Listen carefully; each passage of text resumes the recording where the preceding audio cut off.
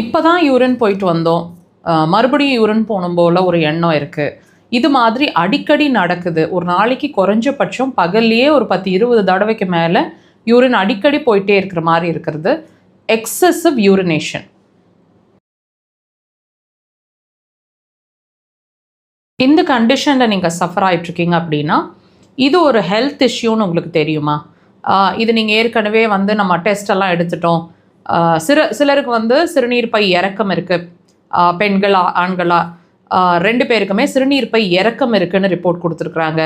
அல்லது ஆண்களாக இருக்கிற பட்சத்தில் சம் கேசஸ் ப்ராஸ்டேட் என்லார்ஜ்மெண்ட் இருக்குது, அது போய் யூரினரி பிளாடரை அழுத்திட்டுருக்கு, அதனால் யூரின் அடிக்கடி போயிட்டு இப்போ தான் போன மாதிரி இருக்குது, மறுபடியும் யூரின் போகணும் போல் ஒரு எண்ணம் இருக்குது.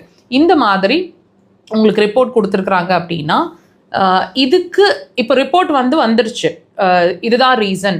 அதாவது மேபி பெண்களாக இருந்ததுன்னா ப்ரொலாப்ஸ் யூட்ரஸாக இருக்கலாம், அல்லது யூரினரி பிளாடர் சிறுநீர் பை இறக்கம் இருக்குன்னு ரிப்போர்ட் கொடுத்துருக்கலாம்.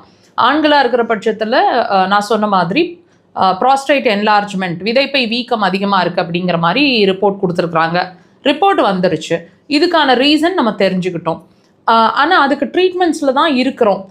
இதுக்கு என்ன பண்ணுறது, இந்த ட்ரீட்மெண்ட் எடுக்கிற வரைக்கும் நல்லா இருக்கிற மாதிரி இருக்குது, இதுக்கு பிறகு நம்ம என்ன பண்ணணும்னு தெரியல, ஆப்ரேஷன் சஜஸ்ட் பண்ணியிருக்கிறாங்க, எங்களுக்கு ஆப்ரேஷன் பண்ண விருப்பம் இல்லை, இந்த மாதிரி ஒரு கன்ஃபியூஷனில் நீங்கள் இருக்கீங்க அப்படின்னா இந்த பதிவு கண்டிப்பாக உங்களுக்கு ஒரு கிளாரிட்டியை கொடுக்குங்க, முழுசாக பாருங்கள்.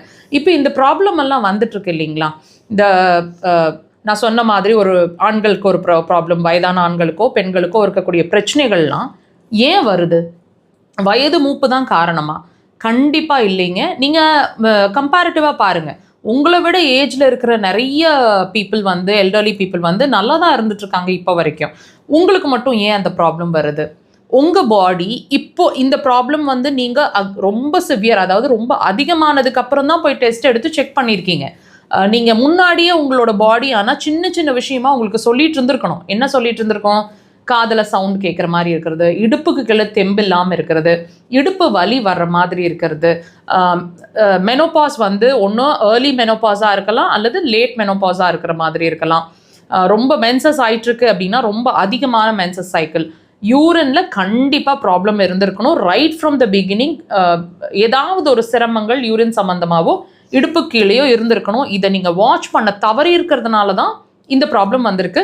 யூரினரி பிளாடர் ப்ராப்ளம் இருக்குது அப்படிங்கிறத தான் திரும்ப திரும்ப ஃபோக்கஸ் பண்ணிட்டு இருக்கு. அக்குபஞ்சர் அதுக்கு சிறந்த தீர்வு, ஆப்ரேஷன் இல்லாத தீர்வு.